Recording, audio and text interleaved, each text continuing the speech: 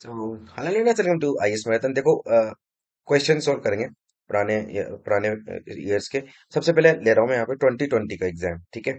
उसके बाद हम 2021 लेंगे, फिर 2022 का सॉल्व करेंगे यहाँ पर यूपीएससी प्रीलिम्स का। ठीक है, वेरी वेरी इंपॉर्टेंट है सॉल्व करना। यहाँ पर मैं आपको बताऊंगा, देखो क्वेश्चन जैसे हम सॉल्व करेंगे ना, उसके साथ ही एलिमिनेशन ट्रिक्स और जो बेसिकली प्रिंसिपल्स होते हैं ना, जो हर साल आपके काम आएंगे। एलिमिनेशन मेथड्स किस तरीके से हम इस्तेमाल कर सकते हैं, यूज ऑफ कॉमन सेंस, है ना, प्रेजेंस ऑफ माइंड के थ्रू मोस्टली 25+ क्वेश्चन आप किस तरीके से सोल्व कर लोगे ऑन द स्पॉट। तो उसको हम यहाँ पर टैकल कर रहे हैं।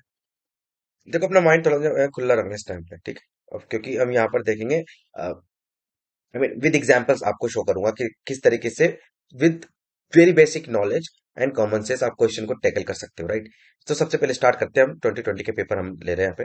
सबसे पहला ऑप्शन क्वेश्चन है आपके लिए, कंसीडर द फॉलोइंग स्टेटमेंट्स। इसके अंदर बेसिकली क्या दे रखा है आपको, Aadhaar meta data can not be stored for more than 3 months. ठीक है, चलो ये वाला आपको पता नहीं है, इसको छोड़ो, ठीक है। अभी तो इसको बाद में कंसीडर करेंगे। सेकंड ऑप्शन आता है आपका, state can not enter into any contract with private corporation for sharing of Aadhaar data, है ना। इसमें क्या कह रहे हैं कि स्टेट जो है वो कॉन्ट्रैक्ट नहीं कर सकते किसी प्राइवेट कॉर्पोरेशन के साथ आधार का डाटा शेयर करने के लिए। थर्ड आता है, Aadhaar is mandatory for obtaining insurance product. And next आपका, Aadhaar is mandatory for getting benefits fund out of the consolidated fund of India. अब देखो यहाँ पर किस तरीके से हम इसको सॉल्व कर लेंगे with your basic knowledge and जो आपका कॉमन सेंस है। देखो, Aadhaar meta data can not be store for more than 3 months. अब आपको पता है कि यूपीएससी जो है वो फैक्चुअल क्वेश्चंस पे ज्यादा घुमाती है हमेशा। चलो फिर भी मान लेते हैं आपको इसका आंसर नहीं पता, फर्स्ट ऑप्शन नहीं पता।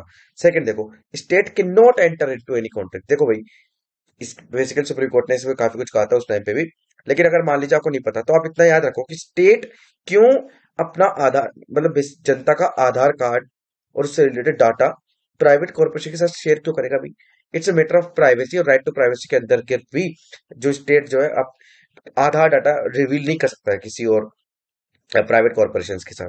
तो आपको अगर इतना भी पता है ना, तो आपको ये पता चल जाएगा कि बेसिकली ये जो है आपका सही है ऑप्शन, क्वेश्चन नंबर 2। ठीक है, तो क्वेश्चन नंबर 2 जैसे ही आपका सही होगा, आपका बेसिकली एलिमिनेशन के थ्रू हम देखते हैं option C and option A खत्म। यानी कि आपका अब आंसर हो सकता है बी और डी के अंदर से कोई एक, ठीक है। तो आपका क्वेश्चन नंबर ऑप्शन नंबर 2 सही है। अब देखो, एक रूल होता है बेसिकली कि सिमिलर लुकिंग स्टेटमेंट्स जब भी आपको ऑप्शंस में दिखेंगे, दो या दो से ज्यादा, तो उसमें एक क्वेश्चन जो है वो एक स्टेटमेंट जो है वो सही रहेगा आपका, है ना। मतलब दोनों भी सही हो सकते हैं, लेकिन एक क्वेश्चन तो मोस्ट प्रोबेबली जो है सही रहता ही रहता है आपका, है ना। तो इसमें क्या था, Aadhaar is mandatory for obtaining insurance product, और यहाँ पर कंसोलिडेटेड फंड से रिलेटेड मैंडेटरी है। ठीक है, तो फ्रेमिंग ऑफ क्वेश्चन आपको देखनी है, फ्रेमिंग ऑफ ऑप्शन आपको यहाँ पे देखना है। तो अगर आपका क्वेश्चन नंबर 2 सही है, राइट, सो आपका ऑप्शन नंबर 4 देखो यहाँ पे। अब आपको एक बात पता होना चाहिए कि कंसोलिडेटेड फंड जो है, यहाँ पर आपको लीगल एंगल आ जाएगा, है ना।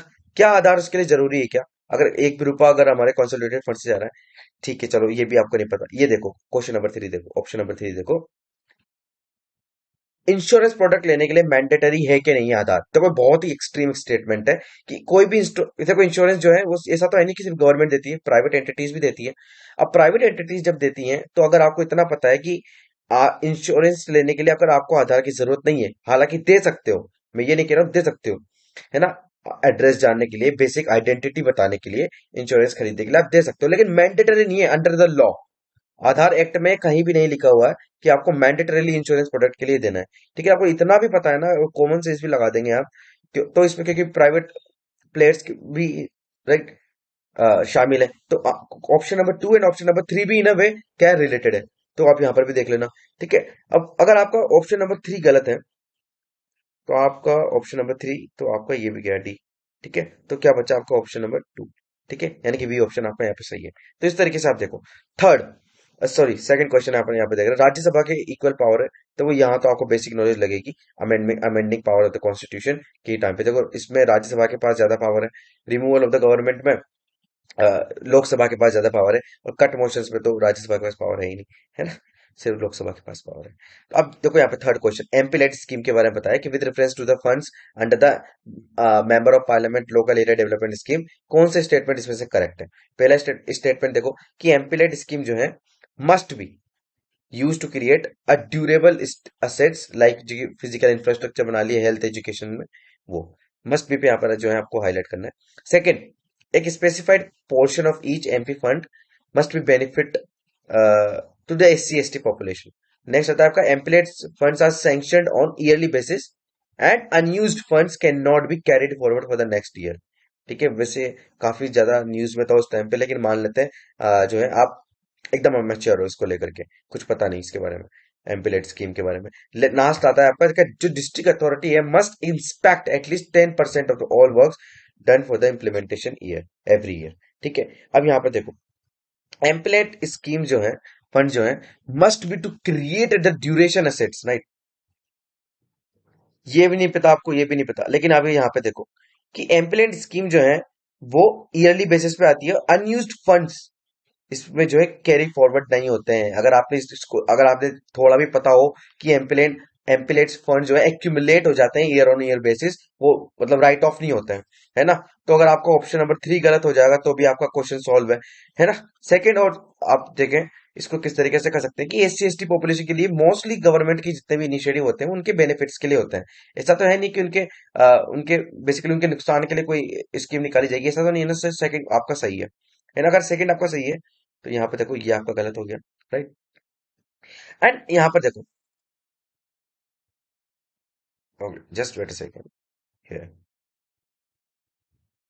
राइट। यहाँ पर फोर्थ ऑप्शन देखो, इसमें क्या लिखा है कि डिस्ट्रिक्ट अथॉरिटी ना इंस्पेक्ट कर सकती है 10% एटलीस्ट कि जितना भी काम हुआ है उसका, है ना, उस साल। देखो अब अगर आपको इतनी बेसिक नॉलेज है ना कि MPs के पास जो फंड आता है तो वो किसी ना किसी डिस्ट्रिक्ट पे तो लगाएंगे ना, राइट। तो डिस्ट्रिक्ट अथॉरिटी यानी कि जो हमारे DM साहब होते हैं वगैरह, ठीक है, ये यही सब क्या करते हैं, उसको इम्प्लीमेंट करते हैं, एग्जीक्यूट करते हैं, है ना। थ्रू दिस फंड एम्पलेट्स फंड को इम्प्लीमेंट करने की उनकी भी जिम्मेदारी होती है, एग्जीक्यूट करने की। तो अगर आपको, अगर कोई अथॉरिटी अगर इसको एग्जीक्यूट कर रही है तो उनके पास इतनी पावर तो रहेगी ना कि उसको इंस्पेक्ट करे, है ना। और वो भी 10%, तो बहुत ही जेनेरिक टर्म है, बहुत ही जेनेरिक स्टेटमेंट यहाँ पे बोल रहा है। तो अगर आप देखें ऑप्शन नंबर फोर्थ भी अगर सही है तो ऑप्शन नंबर फोर्थ आ रहा है आपका यहाँ पे, ठीक है। ऑप्शन नंबर, तो ऑप्शन नंबर 4 कहाँ नहीं आ रहा है, 3 में नहीं आ रहा है एंड A में नहीं आ रहा है। तो बी को तो हम पहले हटा चुके हैं, क्योंकि थर्ड वाला अगर आपको थोड़ा भी नॉलेज है ना एम्पलेट्स की या फिर बेसिकली इस वाले प्रोविजन की, तो आप इसको सोल्व कर लोगे। नेक्स्ट आता है आपका कि फंडामेंटल राइट्स जो है वो बेसिकली कौन सी कैटेगरी है इसमें जिसमें प्रोटेक्शन मिलती है अगेंस्ट अनटचेबिलिटी। तो बेसिक नॉलेज से रिलेटेड है आपका। मोस्टली स्टूडेंट कंफ्यूज होंगे इसमें बी और डी में, हालांकि इसका आंसर ऑप्शन डी है, राइट टू इक्वालिटी, राइट। अब इसके लिए आपको फंडामेंटल राइट तो पढ़नी पड़ेगी, बेसिक वो यहाँ पर मैं भी एक्सप्लेन ही कर रहा हूँ, मैंने एक्सप्लेन किया हुआ है वो हमारी जो पॉलिटी इन कॉन्स्टिट्यूशन की सीरीज उसके अंदर मैंने समझाया था, ये भी आपको रेफरेंस लेकर के। नेक्स्ट आता है आपका कि इंडिया में बेसिकली सेपरेशन ऑफ जुडिशरी, है ना, फ्रॉम एग्जीक्यूटिव किस में मेंशन है, तो वो आपके DPSP में मोस्ट प्रोबेबली, जहां तक मैं याद कर पा रहा हूँ, आर्टिकल 50 के अंदर, राइट। तो इसके लिए भी आपकी जो है बेसिक नॉलेज लगेगी, ठीक है, इतना आप याद रखो। नेक्स्ट आता है आपका, देखो यहाँ पर आपकी बेसिक नॉलेज भी लगेगी, कॉमन सेंस भी लगेगा कि along with the budget finance minister जो होते हैं वो और कौन से डेवलप डॉक्यूमेंट्स इशू करते हैं, है ना, प्लेस करते हैं before the parliament, before the house.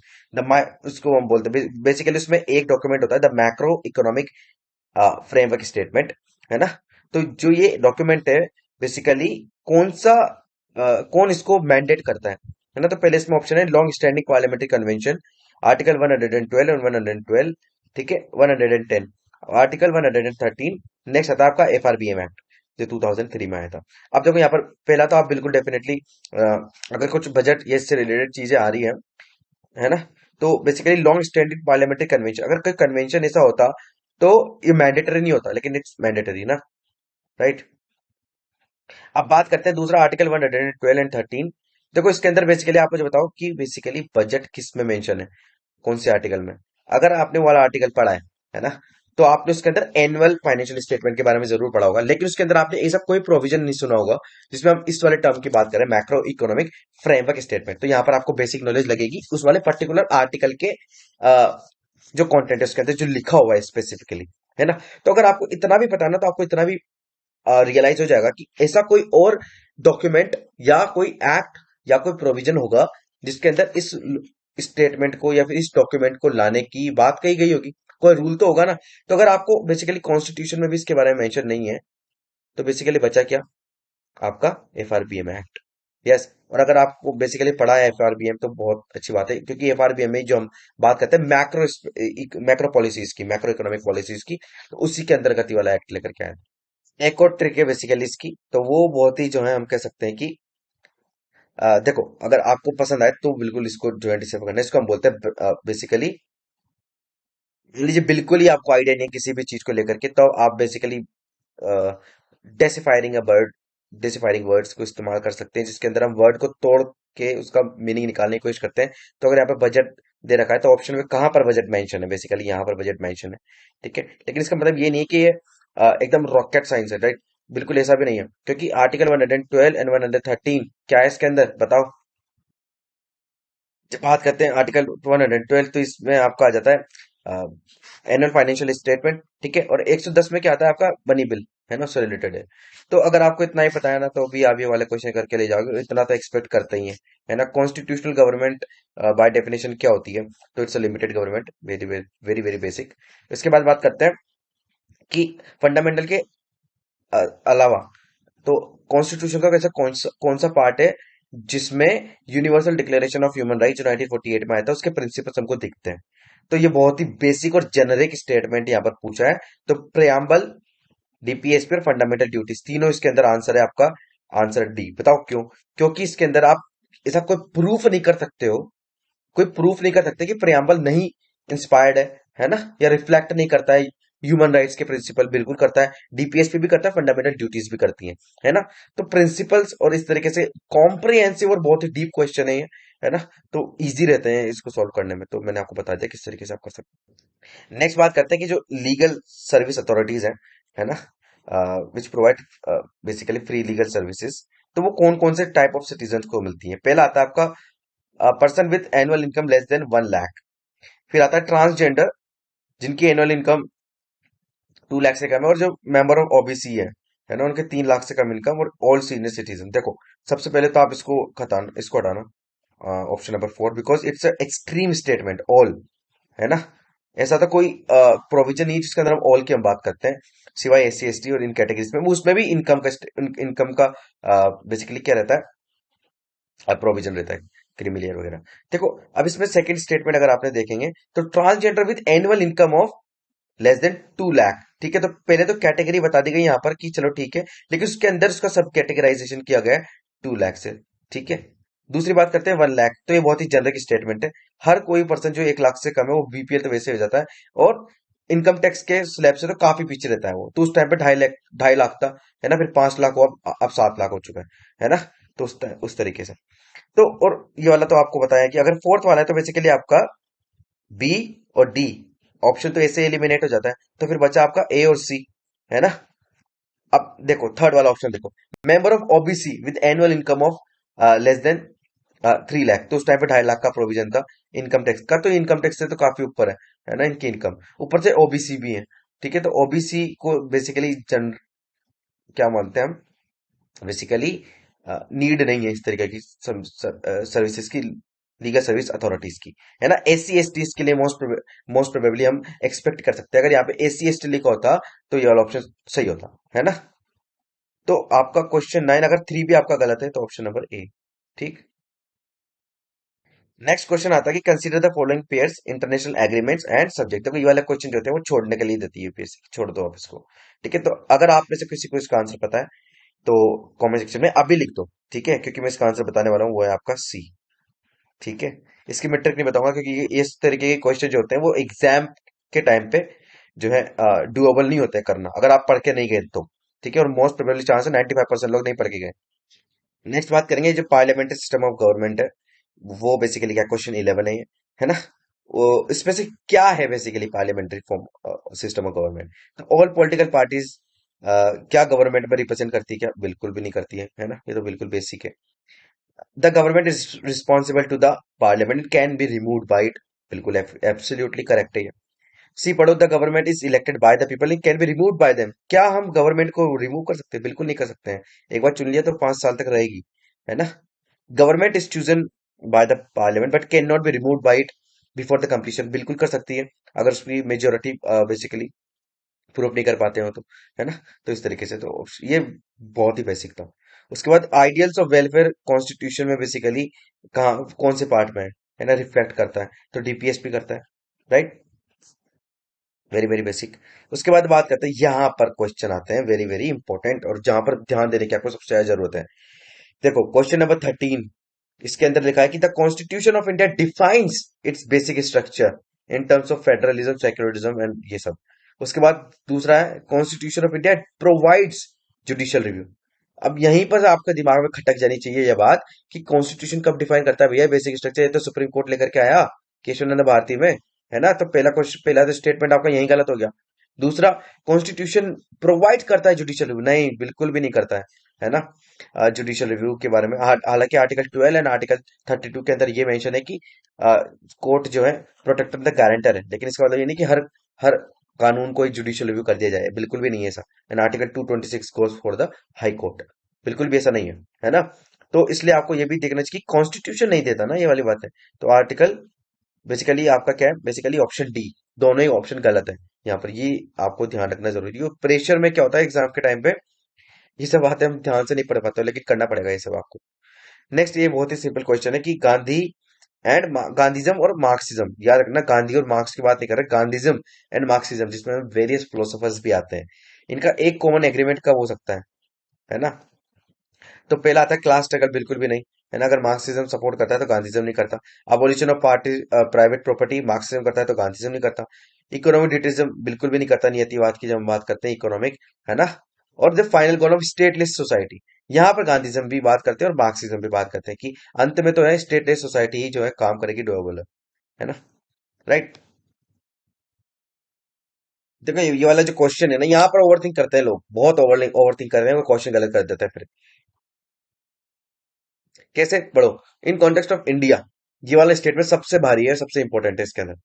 Which one of the following characteristic is appropriate for bureaucracy, Indian bureaucracy की बात कर रहे हैं यहाँ पे, क्या नेचर है, किस तरीके से क्या।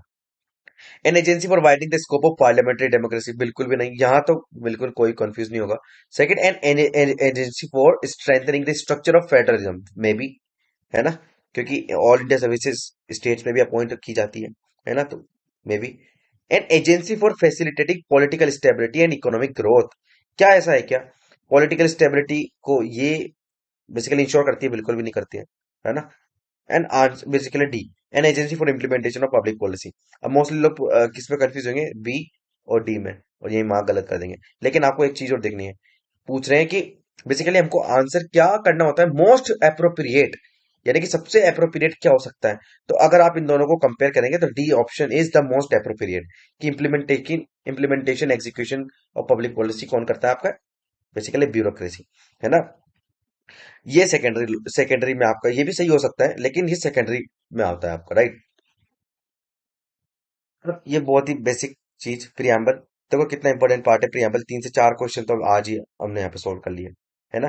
तो इसमें आपको आंसर आएगा, a part of the constitution and has same legal effect as any other part. अब देखो इसको मैंने समझा रखा है, imported judgement that transform India की सीरीज है, उसमें देख लेना, है ना, राइट। नेक्स्ट बात करते हैं। देखो यहाँ पर आपको वर्ड डेसिफाई करना पड़ेगा, तोड़ना पड़ेगा वर्ड को। गोल्ड ट्रांश क्या होता है, बेसिकली उसका दूसरा वर्ड है रिजर्व ट्रांश, क्या होता है। तो क्या एक लोन सिस्टम है वर्ल्ड बैंक का, क्या ये एक ऑपरेशन है सेंट्रल बैंक का, या डब्ल्यूटीओ का क्रेडिट सिस्टम है, या फिर क्रेडिट सिस्टम है जो आईएमएफ प्रोवाइड करता है उसके मेंबर्स को। अब यहाँ पर वर्ड तोड़ो, गोल्ड ट्रांस यानी कि गोल्ड को किसी न किसी तरीके से यहाँ पर रिजर्व करने की बात है ना, यानी कि गोल्ड को बेसिकली क्या करने की बात है, कहीं पर रिजर्व करके पैसे उठाने की बात कही गई है ना। इतना आप जो है अंदाजा लगा सकते हो, यानी कि अगर हम कोई कहीं पर गोल्ड अपना गिरवी रखते हैं तो वहां से पैसे उठाएंगे डेफिनेटली, है ना। और basically it's an option of a large resort आपका, कि कहाँ पर आप जाते हो, है ना, इमरजेंसी के टाइम पे भी। दूसरे क्वेश्चन है कि जब हम बात करते हैं कंट्री काफी बेसिकली खराब हालत में ही जो है आईएमएफ के पास इस तरीके की स्टेप्स को लेती है, राइट। बेसिकली शॉर्ट नोटिस पे कहाँ से पैसे जल्दी से जल्द उठाए जा सकते हैं, ठीक है। तो क्या ये एक लोन सिस्टम है इसमें, एंड इसमें आप कंफ्यूजन हो सकता है, बेसिकली उस टाइम पे न्यूज में काफी था, ये बहुत ही फैंसी टर्म भी है, गोल्ड ट्रांच, ठीक है। तो बी वाला ऑप्शन आप जो है खत्म कर देना, है ना, बिल्कुल भी जो है इनअप्रोप्रिएट लग रहा है इस वाले सिस्टम को लेकर के। Same goes with the WTO, WTO क्यों भैया क्रेडिट सिस्टम देगी, ट्रेड ऑर्गेनाइजेशन है भाई, वो तो एग्रीमेंट्स वगैरह ये ट्रेड प्रैक्टिसेस वगैरह देखते हैं ना, ये सब चीजें। ठीक है, तो आपके इन दो पे एक कर सकते हो। और मोस्ट प्रोबेबली अगर आप गोल्ड की जब हम बात करते हैं तो आईएमएफ ही आपके दिमाग में आना चाहिए। क्यों? क्योंकि इंडिया ने भी 1991 में जब हमने बात करी थी, गोल्ड ही वहां पर रखा था एज अ मॉर्गेज, एंड हमने वहां से पैसे उठाए थे। है ना? तो इस तरीके से आप कनेक्ट करके इस वाले क्वेश्चन को भी डिसिफर कर सकते हैं। नेक्स्ट क्वेश्चन आता है कि पार्ट फोर्थ जो है कॉन्स्टिट्यूशन का, है ना, क्या वो बेसिकली उससे रिलेटेड कौन सी स्टेटमेंट सही है? ठीक है, तो पार्ट फोर्थ क्या होता है? डीपीएसपी, राइट, है ना? तो इतना आपको याद होना चाहिए कि यस, क्या वो इन्फोर्सिबल है, क्या वो इन्फोर्सिबल नहीं है। एंड नेक्स्ट बात करते हैं, क्या इसमें जो प्रिंसिपल लेट डाउन कर रखे हैं this part are influence the making of laws by the state. ये वाला तो अगर आपको डीपीएसपी पढ़ा है तो ये डेफिनेटली सही होगा आपका, है ना? सेकंड बात करते हैं, ये सेम लुकिंग स्टेटमेंट्स है, इसमें से कोई एक सही और एक गलत होगा। पहला तो रूल ये लग रहा है। दूसरा इतना बेसिक है कि कोई भी कर सकता है जिसने लक्ष्मीकांत पढ़ी है या फिर बेसिक नोट्स भी पढ़े हैं तो इनको इन्फोर्स नहीं किया जा सकता टीपीएसपी को, है ना? तो दे आर नॉट इन्फोर्सिबल। तो आपका आंसर हो गया 2 और 3। यस। नेक्स्ट बात करते हैं। यस। क्वेश्चन 19, तो कॉन्स्टिट्यूशन के according basically a person is eligible to vote can be made a minister. देखो सब सही है, इधर ये सब सही है, क्या कॉन्स्टिट्यूशन में लिखा है क्या?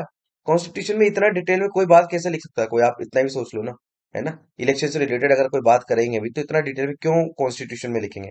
ठीक है, constitution is a macro document ना, हालांकि बहुत लेंथी है लेकिन फिर भी मैक्रो है। उसके अंदर फिर हर प्रोविजन का क्या बनते हैं? रूल्स बनते हैं, है ना? राइट। उसके बाद हम बात करते हैं, ये वाला ऑप्शन तो आपका वैसे ही गलत हो गया, कॉन्स्टिट्यूशन में नहीं दे रखा भैया, है ना? रिप्रेजेंटेशन ऑफ पीपल एक्ट वगैरह में सब दे रखे हैं। दूसरा आता है, चलो ठीक है, उन्होंने कहा कि अब इनको यहाँ पे फंसाते हैं, आरपी एक्ट दे देते हैं 1951 का। तो इसमें लिखा हुआ है, a person is convicted of criminal offence, अगर उनको 5 साल की सजा हो गई तो वो परमानेंटली डिस्क्वालीफाई हो जाएगा। तो सबसे पहले दो चीज है, अगर आपने आरपी एक्ट पढ़ा है, जो कि पढ़ के जाना कंपलसरी है यूपीएससी के लिए, है ना, तो उसमें आपको पता चल जाएगा कि नहीं, 5 साल के बाद नहीं, बेसिकली 2 साल की सजा जब होती है उसमें इस तरीके की है, यानी कि। और दूसरी चीज आती है कि क्या परमानेंटली डिस्क्वालीफाई हो जाता है? नहीं, बिल्कुल भी नहीं होता है। देखो, अगर वो डिस्क्वालीफाई हो गया या जेल टर्म भी पूरी करके आ गया तो उसके 6 साल के बाद वो जो है वापस से इलेक्शन में खड़े हो सकते हैं, अगर आपको इतना ही पता है ना तो। और दूसरा, ये परमानेंटली डिस्क्वालीफाई लिखा है तो इससे एक्सट्रीम स्टेटमेंट। ठीक है, पढ़ा भी नहीं है आपने फिर भी ठीक है, चलो, लेकिन ये एक्सट्रीम स्टेटमेंट है तो ये रॉन्ग है। तो आपका आर्टिकल, आपका आंसर हो गया डी, है ना? अब क्वेश्चन 20 पढ़ो। तो इसके अंदर बेसिकली मेंशन है कि the president of India can summon a session of the parliament at such place as he see things fit. ठीक है, चलिए। उसके बाद हम बात करते हैं, कॉन्स्टिट्यूशन प्रोवाइड करता है 3 सेशन ऑफ द पार्लियामेंट। नहीं, कॉन्स्टिट्यूशन बिल्कुल भी ये बात नहीं बोलता है। कॉन्स्टिट्यूशन में इतनी सी बात है कि बस 2 सेशंस के बीच में 6 महीने से ज्यादा का गैप नहीं होना चाहिए, तो एटलीस्ट 2 सेशन होने चाहिए ना, है ना? तो उसके बाद हालांकि 3 होते हैं, है ना? उसके बाद हम बात करते हैं, there is a no minimum number of days that parliament is required to be. Absolutely correct है। कॉन्स्टिट्यूशन में ऐसा कहीं नहीं लिखा कि मिनिमम इतने दिन के लिए तो आपको जो है पार्लियामेंट में या हाउसेस को मिलना ही पड़ेगा। तो अगर थर्ड गलत है आपका, सॉरी, थर्ड तो सही हुआ ना, नो मिनिमम नंबर्स, यस, तो थर्ड सही है, तो आपका फर्स्ट गलत, आपका सेकंड गलत, है ना? तो फर्स्ट बेसिकली बेसिक पॉलिटी आपका, क्योंकि प्रेसिडेंट कभी भी समन कर सकते हैं सेशन ऑफ द हाउस को, है ना, पार्लियामेंट को। तो फर्स्ट सही है आपका और थर्ड सही है आपका। तो ये कौन से ऑप्शन में दे रखे हैं? सी में, बिल्कुल डेफिनेटली, है ना? दूसरा, सेकंड वाला ऑप्शन तो वैसे ही गलत है आपका, ठीक है। ये था भाई। तो इस लेसन में हमने देख लिया कि पॉलिटी और जो उससे रिलेटेड छोटे मोटे करंट अफेयर्स है, वो वाले क्वेश्चंस, ठीक है। तो अगले लेसन में देखेंगे हम जो फर्दर हमारे टॉपिक्स है, हिस्ट्री वगैरह। ठीक है, तो जब तक के लिए stay tuned and have a nice day.